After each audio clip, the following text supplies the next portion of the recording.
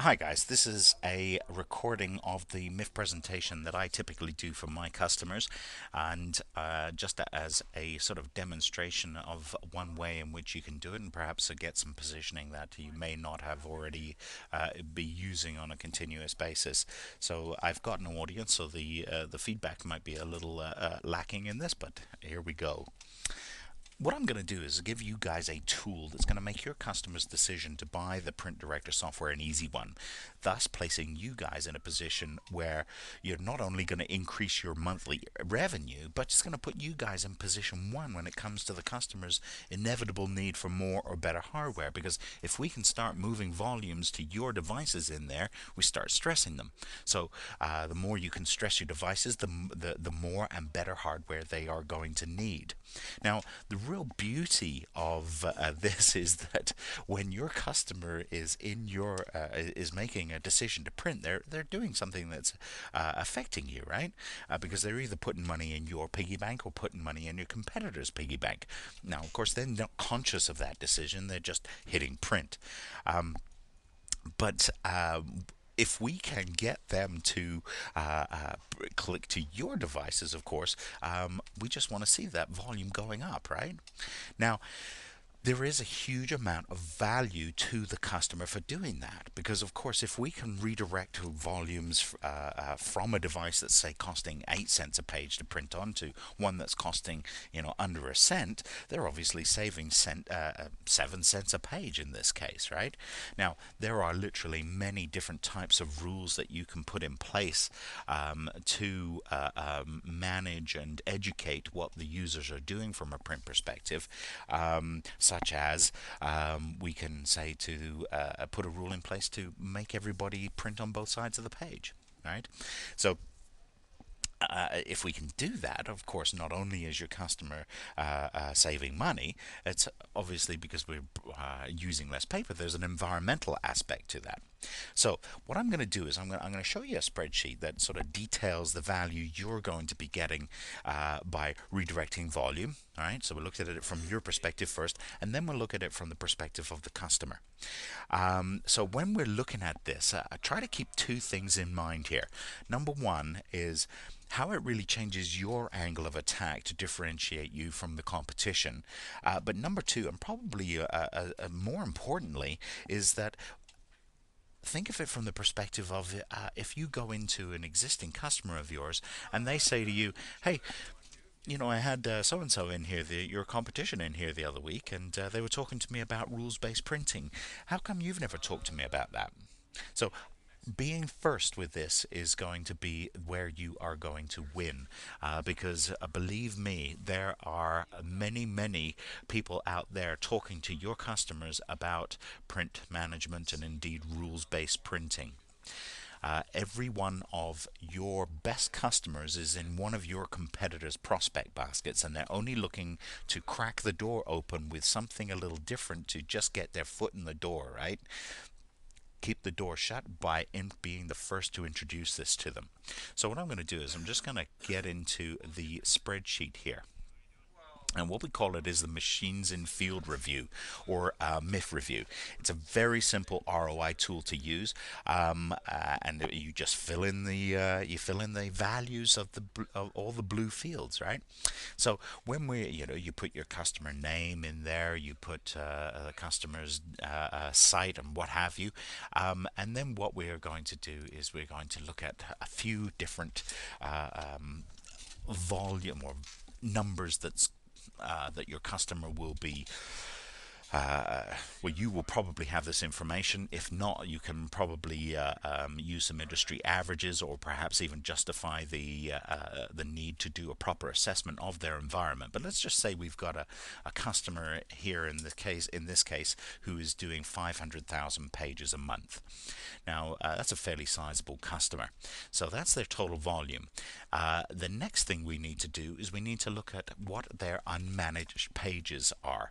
Now the way that those unmanaged pages are quantified is really any volumes that are not being done on your equipment, right? Because if you've got a multifunctional strategy in there, the chances are you're probably providing them a very low cost per page model, right? So if they're printing anywhere else, those ones are it's the competitors' devices where those volumes are going. That's the one that we want to target with this unmanaged pages. So in most cases, what you are looking at is like this. Well, in this case, we're looking at 50% of their pages being unmanaged. That is probably a little low on average. Typically, what we see is that the 30% of the volumes that are going to your devices, that's about average. So if you are getting around about 30% of your customers' environment or the volume that they're doing, you're looking at about 350,000 pages that are going to your competitors' devices. So there's our target, right? That's what we're looking at to start moving those volumes around, because that's where your additional revenue is going to come from. So the next thing we're going to need to do is we're going to need to look at the percentage of the color printing. So of that 500,000 pages, how much of that is being done in color? Now we got 25% in here. Obviously you can change that, but typically we see anywhere between 10 to 20%. So in this case, what I'm going to do is I'm going to put 15% in there just as a hypothetical value. The key to any of these numbers that we're talking about here, of course, is getting the buy-in of the customer. So as we go along here, I want your input on what these numbers should be. All right. So next thing we're going to do is we're going to look at the load cost per page estimate on the black and white pages, and these are for the managed devices, so these are your devices. Okay, so if you're doing 500,000 pages with your customer, you're likely sitting in 1.5 cents is probably a bit high. You're probably going to be under a cent, right? Because that's a fairly good customer. So if we put it in there just under a cent a page, you're likely going to be fairly well in line. Now, next thing we're going to do is look at how much you guys are charging them for a color page. We got it at 8 cents here. That might be a touch high again based on the volume that this particular customer is doing. So why don't we take that down to say 7 cents? And are you guys okay with that? Okay, so the next thing we're going to do is we're going to have a look at, in this case, as you can see, high CPP, cost per page, right? And that's on the unmanaged devices. So when we're looking at this, what we're looking for is all of the devices that you guys are not being paid on, right? How much on average are they paying when they are printing to those devices? So keep in mind here that you're talking about any network devices that are the competitors. You're talking about especially all of the locally connected devices, inkjet, laser jets, desk jets, whatever they are. And coming up with a blended rate on how much, or an average rate on how much they're paying for those devices. Now that obviously can range dramatically depending on what they've got in there, but let's just say typically what we see is that when we're looking at all those high cost inkjets and laser jets, we're probably talking in and around the 4 cent per page range, right? Now, of course, this again, it's really important that we get the customers buy-in to what these numbers are. Otherwise, anything that we promise them, if they don't buy in on these numbers, they're not going to buy on any return on investment that we promise them. Again, we're looking at that then for the unmanaged color pages. That can vary wildly as well, of course. So we're going to go with 12.5 cents per page in here at the moment. So you can see here that when we're talking the low blended, so this, if they're printing to your machines, they're paying on average about 1.8 cents a page. If they're printing anywhere else, they're paying on average 5.3 cents. Obviously, the more volume we can move away from those 5.3 cent pages and put them to the 1.8 cent page machines, the customer is seeing tremendous value, right? Now, what we can do then is we can take a look at what does this mean in terms of additional revenue to you, because if we can put some rules in place to start moving those volumes away from those high cost machines and send them to yours, we're obviously going to drive up your revenue, right? Now, if we took, we're only going to look at two rules here. First one here, as you can see, is migrating the volumes based on job size. Now, what we typically see is that you can, I mean, we've got case studies where we're moving volumes up to 80-90% of the volumes, depending on the environment that is feasible. But I want to be extremely conservative in this example, so that we get your buy-in, right? So standing on your head, if you put a rule in place migrating the volumes, let's say we've said, any job larger than 5 pages, we want that job to be sent to the low cost multifunctional devices that we've got in there. By doing that, you will be easily able to move around about 30% of their volumes. If we can move 30% of their volumes, we're moving 105,000 pages to your devices, right? 1.8 cents a page. You're talking an additional $1,900 a month in billables for that, for the volumes. And that's just putting one rule in place here. That's almost $23,000 a year. Now, if we can do that for the job size rule, we should easily be able to do the same thing for color, right? So if we can move 30% of the color volume, and keep in mind here, when we're talking about the color volume, we're talking about this 15 cents a page, or 15%, I should say, of the total pages. So that's what we're looking at there. So that's why you're seeing a value of, we're going to be moving 11,000 pages per month to the devices with a color rule. So that's an additional $772 that is being driven to your machines each month, right?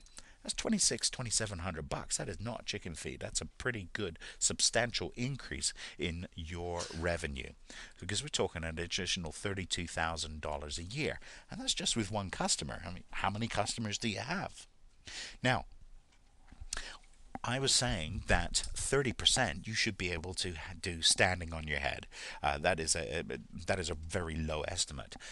What we typically see is more like the 40, 50, and perhaps even 60% of those volumes being redirected by the use of rules. So you can see what additional 10% or 20% of that volume is going to do. I mean, here we go, $50,000 a year in additional revenue from this one customer.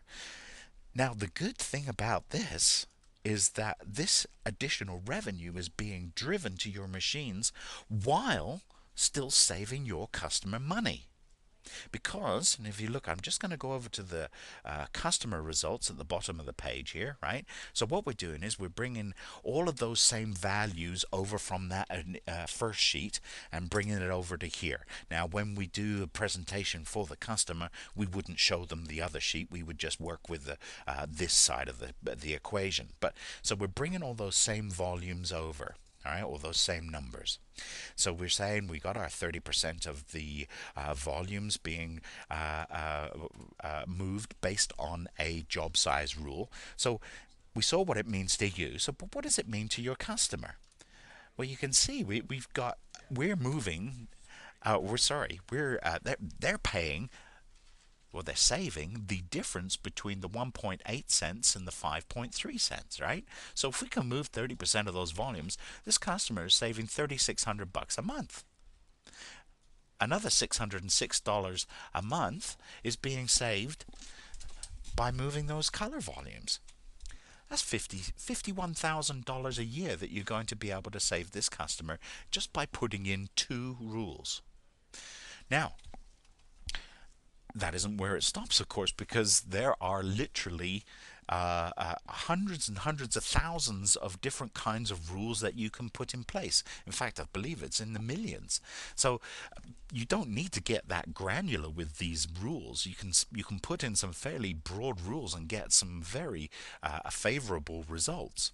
So Let's take a look at another rule that we would put in place, perhaps by saying if they are printing from certain applications, we want them to print on both sides of the page. All right.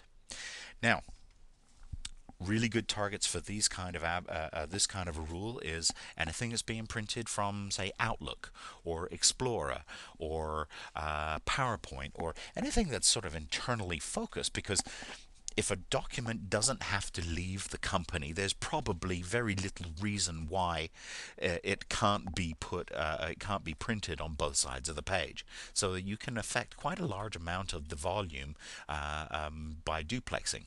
Now, you guys are still getting your clicks, right? Each duplex page is still 2 clicks for you, so it's not actually impacting your billing at all, right? And in fact, you're probably going to be increasing your billing, because what you're doing is the chances are your MFPs are the ones that are the most suited machine to do that job, right? To duplex. So let's just say that we put in place, and if we just put a rule on Outlook, Explorer, and PowerPoint, you'll probably you'll probably duplex around about 20% of their volume. So like I said, you're still getting 2 clicks. So the customer is actually only saving the paper and energy costs of that. So we can quantify that so that each sheet of paper not printed is valued at 6 mils there. So we're saving this customer again by putting that kind of rule another $300 a month. Now, let's take a look at the attrition savings. Now, this is not necessarily a rule. This is actually the side benefit to what, no, that I shouldn't say the side benefit, perhaps the natural consequence to people's reaction to knowing that they're being tracked. If people know that you can see what they are printing at any time and into great detail, what you're going to see is that people will not print off, party invites or the church bulletin, and those little piles of unclaimed paper that sit on the printer at the end of each day. Those typically disappear overnight, because you will be able to hold people accountable for their waste and abuse. So and the way we typically recommend that you go about this, when you first install the software, you would do it in silent mode, so nobody knows it's there. And then, so you then let it run for 30 days, and then you have a benchmark of exactly what's going on in there, so that after the 30 days is up, you can then go loud and proud with it and say, hey guys, guess what?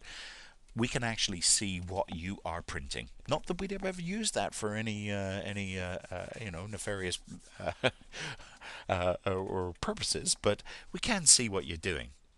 Just so you're aware, what you'll see is about, typically what we see is around about a 10% reduction in the amount of printing that is being done in that organization. Now, having your customers printing less is probably not the best news that I could tell you, right? However, think of this in 2 ways. Number one is that you are actually seeing your volumes driven up, because we're using these other rules to take those volumes away from the competitors' devices. So while your billables are going up, your customer is actually seeing the results of, you're only getting that from competitors. The only people suffering are the competitors.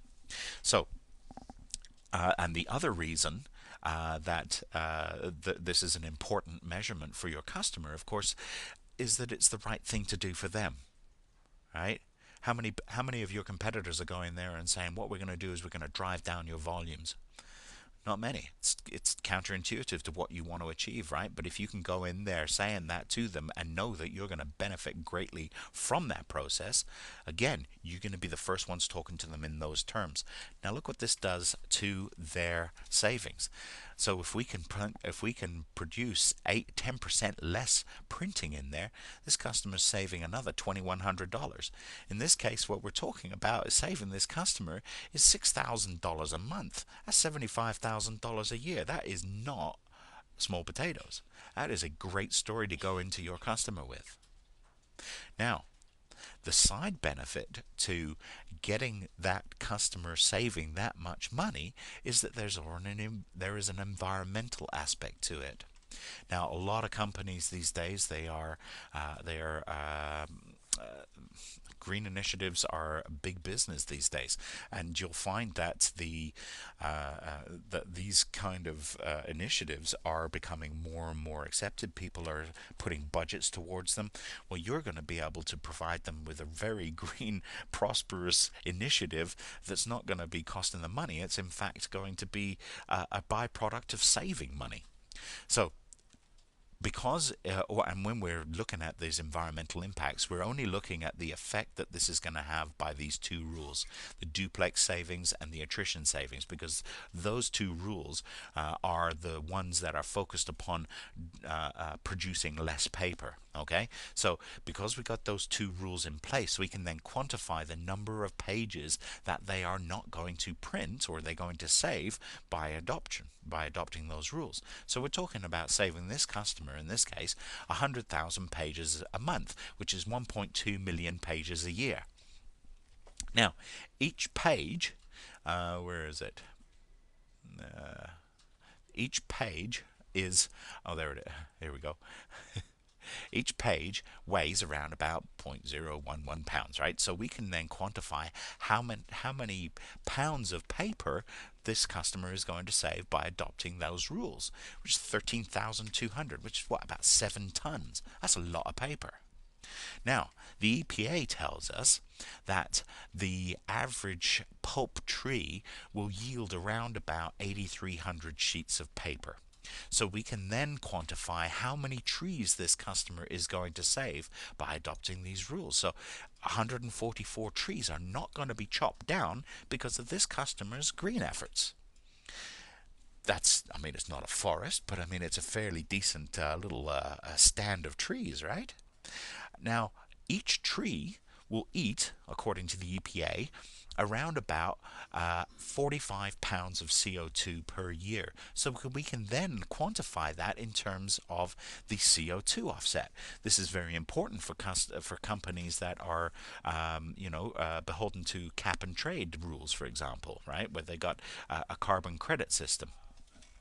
Now, if you're like me, I haven't got a clue what a pound of CO2 looks like, but I can perhaps relate better to driving 27,000 miles in my car.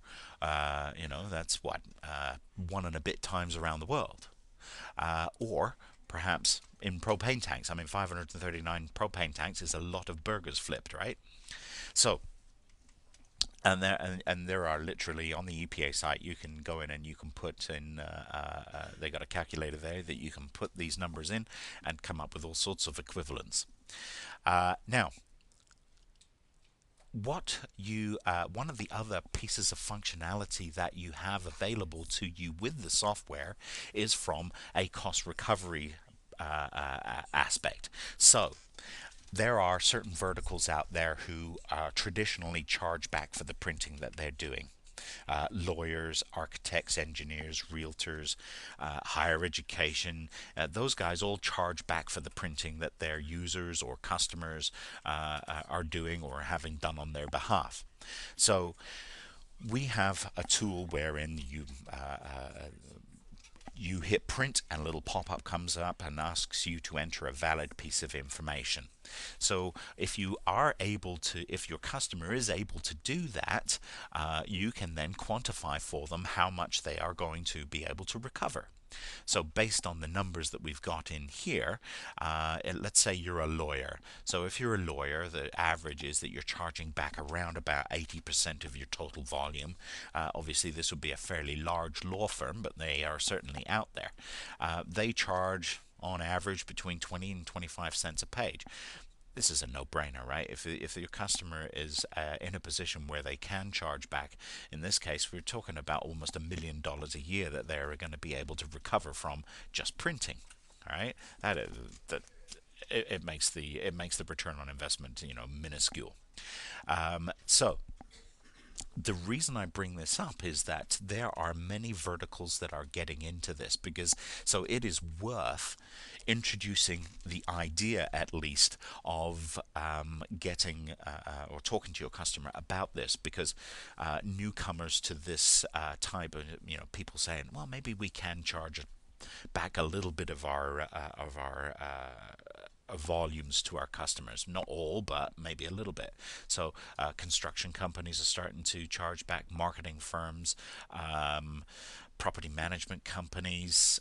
There's lots of different types of organizations. But so if they, at least give them the chance to say no, right? So even if they can only charge back, say, 5% of their volumes, and perhaps they're only able to charge back, say, 5 cents a page, we're still talking about putting 15 grand into their pockets a year, and that's very low, of course, from this perspective. So it's worth introducing, just so they can at least say, no, that doesn't work for us.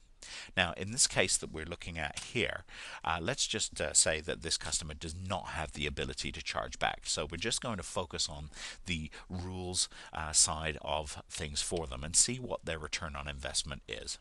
So if with this company, you're probably talking a company that is around about 300 people. Now, with 300 people, if we're talking about a rules, just selling them the rules-based printing, you're probably looking, let me see here, around about 10, about $13,000, all right, for 300 people. So this is retail, right? So if we're bringing all those numbers that we've saved them up top here, the 75,000 almost, we're bringing that down, we're putting it in there. We're saying that there's 300 people in this particular environment, and the retail on this. In fact, let's even put some maintenance on that. Okay, so $13,000. We're going to add some 3 years of maintenance. Oops, 13,000 plus 40%. So let's say that this, oops, let's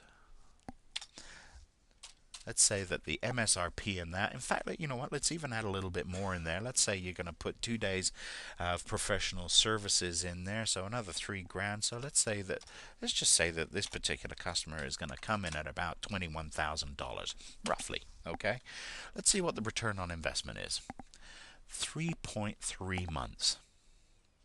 That is a pretty good return on investment. And we are, as I mentioned, trying to be really conservative here. Now, if you guys have a professional services arm, maybe you want to add a couple of days for your own time in there. Add another 10 grand in there. Let's take it to $33,000. What's that doing? 5.5 months. All right. You've got lots of room to put perhaps even your equipment into this. Right? Because the return on investment is so dramatic. And keep in mind here, we're still talking about only moving those 30%. If you can get that 40%, the return on investment goes up even from there. So this is a tool to help you put this in terms that the customer is going to be going, because they bought in, right? They're the ones that are putting these numbers in. You're saying, what do you want to see? And there's a number here. What do you want to see? A number here. This is what we typically see, right? Getting their buy-in. They will, if they own the numbers that you're putting in as you go along, they're going to own that return on investment. A lot of companies out there won't do anything unless the return on investment is under 12 months. I have yet to do one of these MIF reviews where the return on investment is over 12 months. Now, this is also very scalable. We can put in any sort of numbers in here, and if you wanted to take it down to a customer who's only 50 people, right, instead of this one being 350 or whatever it is, the return on investment doesn't change that much, because the economy of scale is in play here when we're talking about the pricing. So it's all very relative. So that's what the return on investment tool is going to look like for you. Now, do you think that's something you're going to be able to pitch to your customers? Now, my challenge to you is that you put me in front of 2 of your customers, because although this return on investment calculator is pretty easy to just plug the numbers in. What is really important is the positioning of those numbers.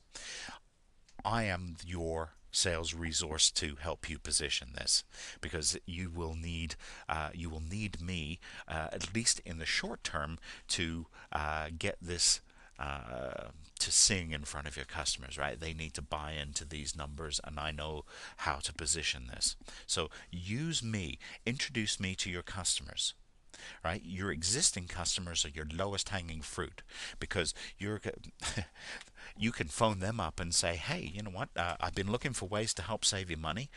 I've come across one that's got some real potential for you. It's called rules-based printing. Uh, my other customers that are doing this are all saving thousands of dollars a month. Would you like to see what we think it can do for you? I mean, who's going to say no to that? Once they say, yeah, well, sure, I'm interested. Say, great. Let me introduce you. Let's set up an appointment, and I will introduce you to the product expert, and we'll have a discussion on what we can do. And then when you introduce me or bring me into this, this is what I will show them. So give me a second. Let me just change.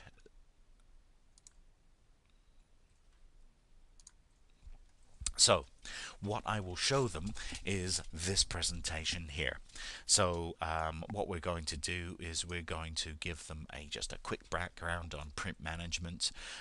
We'll throw a few facts at them, just try and make them a little bit aware. Perhaps we focus on the bottom one there, on how much is that inkjet ink actually costing you. Then we give them a little bit of tell them a little bit about rules, showing them, okay, these are the kind of rules that you can put in place. This is the amount of rules, because the fact is, like I said, we can put millions of different rules in place, down to a very granular level if we need to. And then what we would do is we would show them what that workflow would look like in their organization. So we've got Sally sitting here, right? Now she has a little inkjet sitting on her desk. Now that inkjet, of course, is an expensive one, but it does serve a purpose.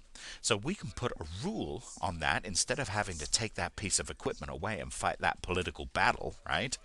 Instead of saying, sorry, Sally, you're losing that, let's say, okay, Sally, look, you can keep it, but let's put a rule on it to make sure you're using it properly. So in this case, what we're going to do is we're going to put a rule in place that says if she's printing 1 to 3 page jobs, no problem. That's a good use of that piece of equipment. But if she's printing anything larger than that, we want it going elsewhere. So you can use the feather or the hammer on her. Now the hammer approach is to take an approach like this, saying, we're canceling your job because you've broken the rule. This has got 14 color and 13 mono pages, and it's going to cost $5 if you print it here. Come on, you know better. Send it down the hall.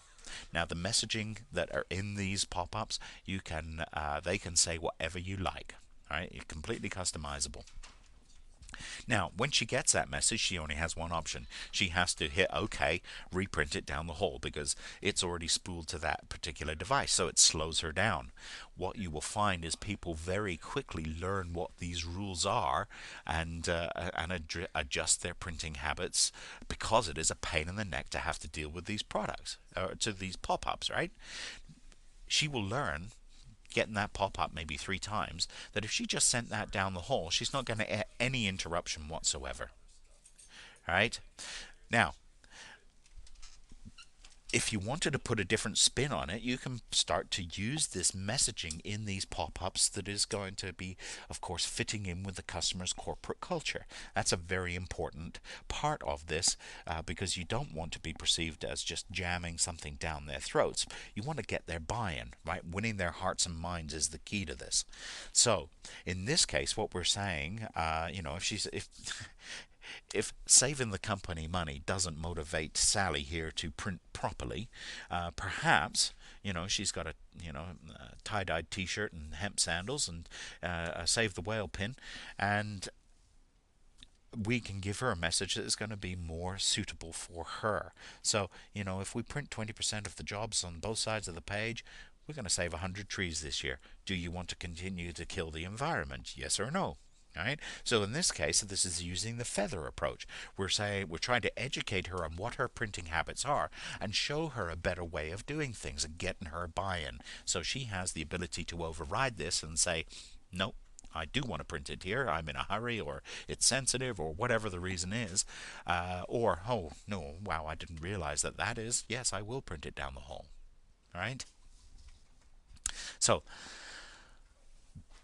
if your customer is a target for a cost recovery solution like the architects, engineers, realtors, or you've introduced the idea and they're saying, "Hey, yeah, maybe we can give them a quick workflow on how that is going to work," right? So we can say, you got Sally sitting here. She goes to print to any printer. She's going to get a pop-up which is going to ask her for some valid information, right?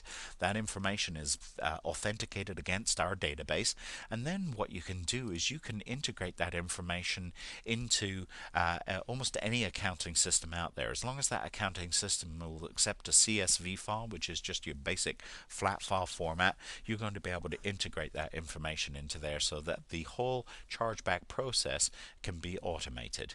That, in a lot of cases, if they have an existing system or a manual system, is probably saving somebody in there a lot of time and heartache. Now, the other area that we can focus upon is from a document security standpoint. All right, because what document security is on everybody's minds these days, right? I'm sure you sell document management systems and security solutions as well. Digital document security is really to the point where you can find out anything that's happened to the document while it's in that digital format, right? But you can, make it subject to access controls, editing rights, trails of who made changes, things like that. Printing, however, is somewhat the forgotten step within that, because if you're trying to secure what's going on in your environment, right? There's a huge security hole there, because you don't. If once a digital document goes from being digital to being printed, you lose track of it. How many copies were made, right? Who printed it? What document did they print? All of these questions are answered when you have Print PCS Director or Print Audit in place. So we can also put rules in place from a security perspective. So we can then say, okay, if Sally here goes to, she opens a file called, in this case, company financials.doc, right? It's a sensitive piece of information in there for sure. We can put a rule on that saying if she goes to print that document, we're going to give her a pop-up which is going to say, "Hey, you know what? This is a confidential document. Are you sure you want to continue printing this?" Or, yeah, of course, you can use the hammer and say, you're not allowed to print this." But in this case, if we're assuming that she has some decision making ability, and if she says, "Oops, no, that wasn't. I didn't mean to print that. I'm going to cancel that print job." All right, no harm, no foul. But if she says yes, we're going to track the job, right? And we're going to notify Rent-A-Cop down here that this document has been this document has been printed. So it gives you an added layer of security around what is being printed. It's not that this would have completely cut this out for the for these guys, but if Enron had this, it might be a bit of a different story, because we would have been able, well, they would have been able to at least hold more people accountable for all of that printing and shredding that went on, right? Now, the reason we can do this is that we know everything that's going on about a document, because we're capturing the who, what, where, when, how, 35 pieces of information about every single print job that's being done in that organization is being captured. That's how we can be. That's how we can be so sure of the information that we're getting it, because we're getting that information directly from the print driver.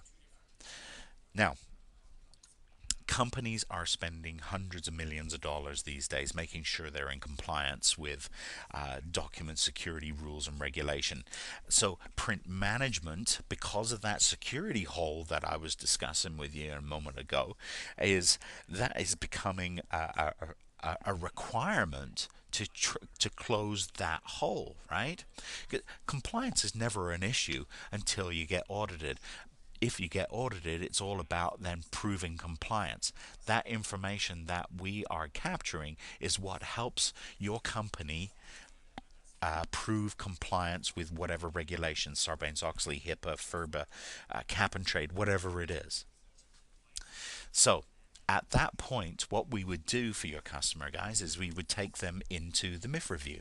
All right, we'd show them exactly how much are they going to save, and blow them away, get their buy-in all the way through, and then what we would do is once we've given that customer the return on investment, we're going to blow them away even more, and we're going to close them with this. We're going to put our money where our mouth is. That's that 3-month ROI. If that customer doesn't get that return on investment within 12 months, Print Audit will simply refund their money up to MSRP.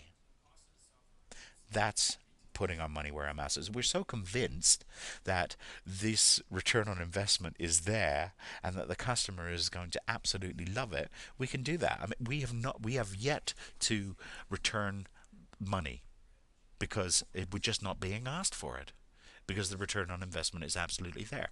Now you'll notice that that it says satisfaction guaranteed, right? Really, that's what this is, right? If your customer isn't satisfied, it's not that we're not going to go pouring through their documents or their data to determine whether or not they got a return on investment after 12 months.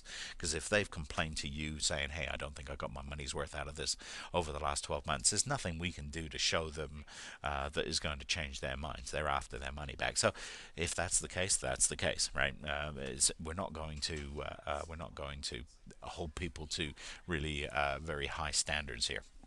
So that is where we're going to leave it off. Now what we need to do is we need to get your customers trialing the software. So we'd close by saying, look, let's get this, if you like what you've seen, you like the return on investment, they're not in their heads, let's get a trial going, because the chance of a close from there is going to go up dramatically if we can get the trial installed in their environment, because they'll get to play with it, they'll get to love it, right? It's a very simple software to install and to use. So that's where I'm going to leave it off. We need to schedule for you all to get me your 2 leads, and give us a shout and we will go from there. Thanks very much for your time, guys. Take care.